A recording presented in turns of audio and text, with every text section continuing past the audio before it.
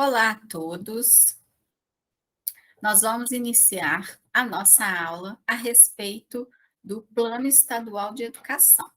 Após vocês terem apresentado, o Plano Nacional de Educação, nós vamos entrar com a parte estadual, que é baseada na nacional, na federal. Então, para a elevação dos indicadores da educação, em 2014 foi aprovada a criação do Plano Nacional de Educação, como vocês falaram no trabalho. E já em 2018, com a lei número 23.197, foi instituído o Plano Estadual de Educação. O Plano Estadual ele vai ter validade do período de 2018 a 2027. Já o Plano Nacional é com validade de 2014 e 2024. E aí, nós temos aqui a capa do documento, Plano Estadual de Educação, Inclusão, Equidade e Qualidade Social. Compromisso com o direito e a defesa da educação democrática, gratuita, inclusiva, laica, popular, pública e presencial com segurança para todas as pessoas. Como que vai ser a metodologia dessa aula? Nós temos aqui, diferentemente do Plano Nacional, 18 metas. Então, para não ficar cansativo, eu vou apresentar as 9 primeiras metas e na próxima aula as 9 metas faltosas, ok? Então, vamos iniciar. Depois vocês deem uma olhada no documento na íntegra. É importante vocês terem conhecimento de todas as informações que são repassadas. Aqui nós temos os resultados que nós vamos ver se o Estado está conseguindo alcançar aquela meta, como que está sendo o desenvolvimento. Esses resultados são apresentados nas conferências estaduais de educação e debatidos para que o plano estadual do ano seguinte seja apresentado com os dados atualizados. Alguns aqui nós temos com dados de 2018, outros com 2021, aí depende, tá? Mas todo ano sai a versão atualizada dos resultados. As metas não modificam os resultados. No início do documento, há uma apresentação sobre o Índice de Desenvolvimento Humano, crescimento, e do Índice de Desenvolvimento Humano da Educação também. Esse índice vai de 0 a 1, e quanto mais próximo do 1, melhor para o resultado. A primeira meta, bem parecida com a original, eu coloquei aqui uma caixa de diálogo com a meta do Plano Nacional e aqui a meta do Plano Estadual. Universalização da educação infantil na pré-escola para crianças de 4 a 5 anos de idade e ampliação da oferta de educação infantil em creches, de forma a atender, no mínimo, 50% das crianças de 3 anos até 2028. E aqui vem um textozinho falando dos resultados dos indicadores da meta. Aí fala aqui que realmente Minas elevou as matrículas das crianças de 0 a 3. Aí nós temos uma tabela aqui, até 2018. Em 2013, nós tínhamos 294.113 matrículas de crianças de 0 a 3 anos. E aqui nós temos um aumento até 2018 para 356.367 matrículas. É o que nós falamos no dia da apresentação do trabalho de vocês. É suficiente? Mas, pelo Plano Estadual de Educação, ele tem até 2028 para elevar essa porcentagem de aumento de até 50%. E aqui vem falando que Minas tem uma variação de 9,7% maior que o crescimento da região sudeste nesse quesito e em termos nacionais também. Porém, São Paulo teve um crescimento de 12,4% no atendimento dessa faixa etária. Aqui vem a tabela, depois vocês leem com calma.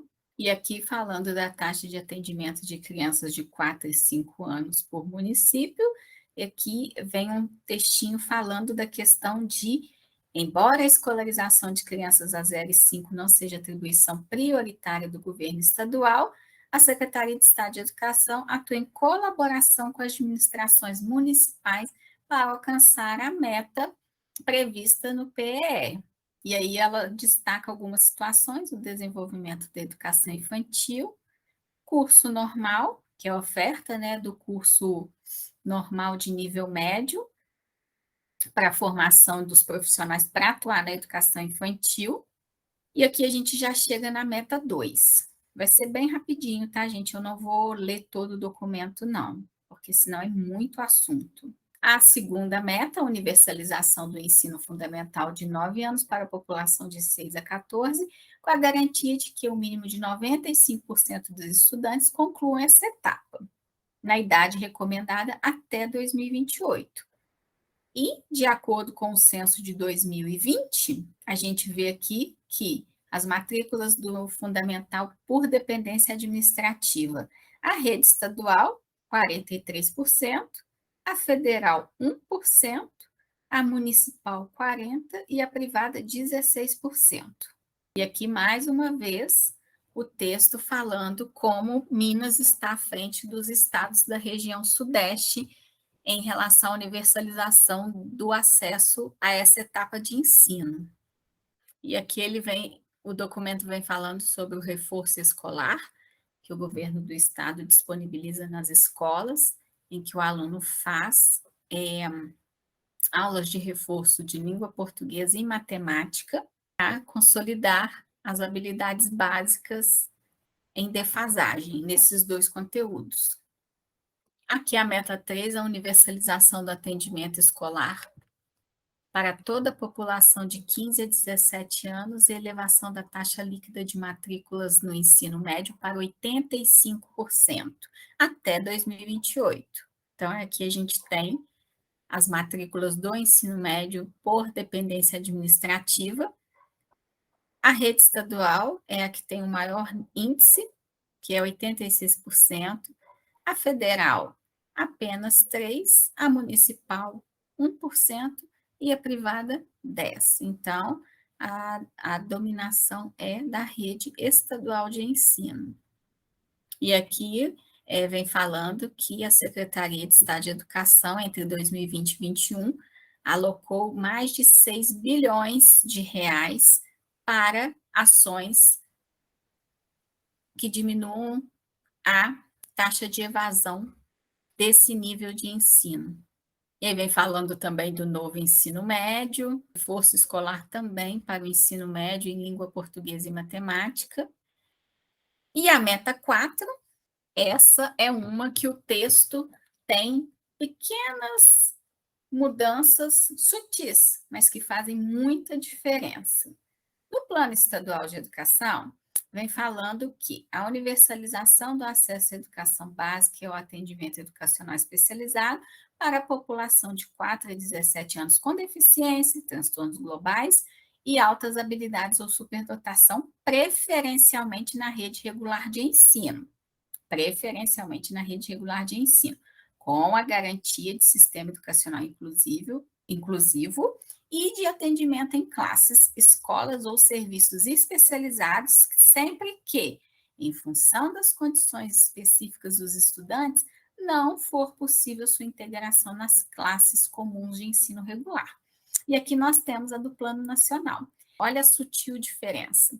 Universalizar para a população de 4 a 17 anos com deficiência, transtornos globais e altas habilidades, o acesso à educação básica e ao atendimento educacional especializado, preferencialmente na rede regular de ensino, com a garantia de sistema educacional inclusivo de salas de recursos multifuncionais, classes, escolas ou serviços especializados públicos ou conveniados. Então, ele não coloca aqui nada em relação à sala de recursos, né, que auxilia muito essas crianças, e não menciona os serviços especializados públicos ou conveniados. Então, são pequenas diferenças dentro de um texto de uma meta que são consideráveis. E aqui também fala que houve uma melhoria no percentual de matrículas em classes comuns de crianças do atendimento educacional especializado, que em 2013 era 75,8% e em 2019 passou a 87,6%. E aqui ele fala do orçamento para o período de 2020 e 2021 foi de 198 milhões destinados para o atendimento da educação especial, os alunos do médio, e para o ensino fundamental foi de 824 milhões. Aqui também fala que, adicionalmente, o Centro de Apoio Pedagógico para Atendimento às Pessoas com Deficiência Visual oferta a esses alunos um material de apoio pedagógico, suplementação pedagógica. Realmente, quando a gente lança no censo que temos um aluno com baixa visão, chega um kit com os materiais necessários para essa criança. Aqui também nós temos uma pequena diferençazinha. Alfabetização das crianças até o final do terceiro ano do ensino fundamental, sem estabelecimento de terminalidade temporal para crianças com deficiência e transtornos globais do desenvolvimento. Já no federal, no Plano Nacional de Educação, é alfabetizar todas as crianças no máximo até o final do terceiro ano do ensino fundamental. Então, aqui, nesse aspecto, essa meta, né, depois de uma conferência estadual de educação, foi alterada com esse texto e ficou bem interessante, porque realmente a criança que tem alguma deficiência ou algum transtorno, essa terminalidade temporal para ela é meio que ilusória, né? A gente tem que ver o desenvolvimento dessa criança para ver se ela realmente tem condições de avançar ou não naquele ano. Normalmente as crianças podem ser retidas na mesma escola, no mesmo segmento por 2 anos, 2 vezes, né?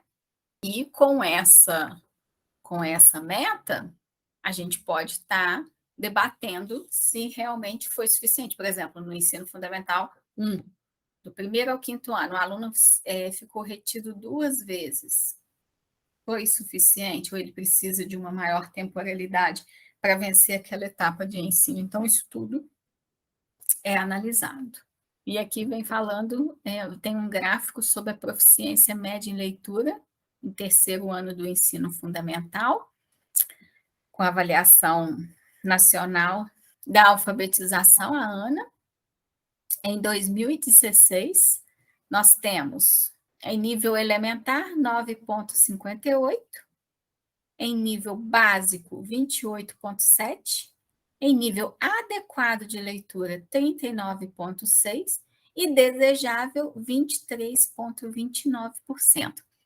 Esses dados são de 2016. Eu imagino que quando for feita a próxima ANA, esses índices, eu acredito que irão abaixar o adequado e o desejável, porque a pandemia afetou também essas crianças de primeiro ao terceiro ano, né? A parte de alfabetização está bem prejudicada. Então, até a avaliação ser aplicada, quem sabe já teve alguma melhora, mas eu acredito que na avaliação, no resultado final, vai ter uma pequena alteração.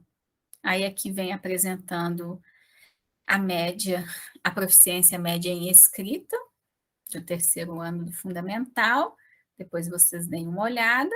Aqui eles citam um programa federal Tempo de Aprender, que beneficiou várias escolas estaduais, infelizmente na minha não teve, que vem com várias ações para melhorar a qualidade da alfabetização.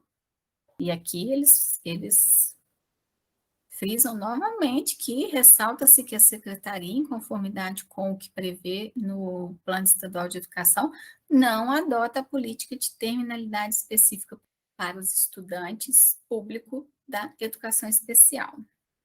A meta 6, oferta de educação em tempo integral em, no mínimo, 50% das escolas públicas, de forma a atender a pelo menos 25% dos estudantes da educação básica. Aqui não houve alteração em relação ao texto do PNE. E aqui eles destacam a educação integral, que para o governo é um projeto prioritário. Em relação à educação integral, nós temos aqui dados de 2019, nós tínhamos 2,20% de matrículas, e 2020, 3,86%, um crescimento de 1,66%. E aqui eles falam que ainda há um longo caminho a ser percorrido para a adesão da educação em tempo integral, em relação ao número total de matrículas do estado, aqui em rosa, e a porcentagem em amarelo, que são as matrículas do tempo integral. Realmente ainda há muito o que desenvolver para a captação desses alunos para essa modalidade de ensino. E também, às vezes, a oferta de vagas, né? Às vezes, a procura é maior do que as vagas disponibilizadas para o tempo integral. Na meta 7, nós temos a elevação da qualidade da educação básica em todas as etapas e modalidades, com melhoria do fluxo escolar e da aprendizagem, de modo a atingir as seguintes médias para o Índice de Desenvolvimento da Educação Básica, o IDEB. Aqui nós temos uma pequena diferençazinha entre o estadual e o federal. Para os anos iniciais, 6,9, para os anos finais, 5,7 e para o ensino médio, 5,2. E aí a gente nota que para os anos iniciais, o Estado sempre joga um percentual maior, porque no federal, os anos iniciais, a meta é alcançar 6 pontos, e para o Estado aqui, 6,9. E aqui nós temos o resultado do IDEB na edição de 2019, a meta era 6,7 no fundamental inicial, e o resultado foi 6,5. No fundamental final, 5,5 a meta, 4,6 o resultado, e o médio, 5 era a meta e 4 é o resultado. E aqui vem no texto falando sobre as ações voltadas para a melhoria do processo de ensino-aprendizagem, como as ações de intervenção pedagógica, o reforço escolar, avaliação diagnóstica e orientações para a realização do conselho de classe. E cabe a nós, equipe gestora, o monitoramento dessas intervenções. A meta 8 é a elevação da escolaridade média da população de 18 a 29 anos, de modo a alcançar no mínimo 12 anos de estudo para as populações do campo, indígenas e quilombolas, para a população das regiões de menor escolaridade no estado e para os 25% mais pobres, além da equiparação da escolaridade média entre negros e não negros declarados ao IBGE. E aqui eu quero destacar a questão do ensino do sistema socioeducativo, que segundo o Censo Escolar de 2020, o nosso estado teve 52.624 matrículas para as pessoas privadas da liberdade. E aqui também nós temos a questão da educação quilombola, falando sobre os currículos e metodologias que valorizam as especificidades culturais e sociais e melhoria da infraestrutura dessas escolas. E aqui tem o quadro de comparação dos indicadores, depois vocês deem uma olhada. Mesma coisa aqui com a educação do campo, tem os indicadores. Indígena, idem. E, finalizando a aula hoje, nós vamos para a meta 9, elevação da taxa de alfabetização da população com 15 anos ou mais para 93,5% até o final de 2019, E até 2028, universalização da alfabetização e redução da taxa de analfabetismo funcional em 50%. Nós temos um gráfico representando a taxa de analfabetismo de pessoas de 15 anos ou mais, entre 2016 e 2019. Então, aqui, ó, vamos começar em 16, era 6,2% de pessoas de 15 anos ou mais analfabetas, e caiu em 2019 para 5,5%. Mas se a gente for pensar, né, na atualidade, no mundo em que vivemos, ainda é um índice considerável para o nosso estado. Esse índice tinha que ser 0 ponto alguma coisa, né, para ser praticamente irrisório, mas eu acho que aqui também ainda tem um caminho a se percorrer para diminuir essa taxa. E para isso, nós temos a EJA, e aqui tem uma síntese das ações da Secretaria de Estado de Educação, que visam a facilitar e a expandir o atendimento de alunos para a educação de jovens e adultos. Então, só que a primeira, olha, facilidade para abertura de turmas na modalidade EJA, passando de mínimo de 35 para 20 alunos por turma, porque às vezes você não tem aquela demanda naquela região para atender, né, 35 alunos, porém, esses alunos que não conseguiram se matricular na escola ali da região que ele mora, tem que se deslocar para escolas mais longe para fazer a EJA. Então, isso aí pode ser um facilitador para a abertura das turmas. Aí fala também da proposição de programas específicos de alfabetização para o sistema prisional, e aqui os índices. Então, em 2020, nós tivemos na EJA de fundamental mais de 45 mil matrículas, na EJA de ensino médio mais de 119 mil matrículas e na EJA prisional mais de 5 mil matrículas. Então, é uma modalidade de ensino ainda bem procurada pela nossa população. Então, gente, na próxima aula, nós iremos falar sobre as outras 9 metas restantes do PNE, ok? Então, um forte abraço para vocês, até mais.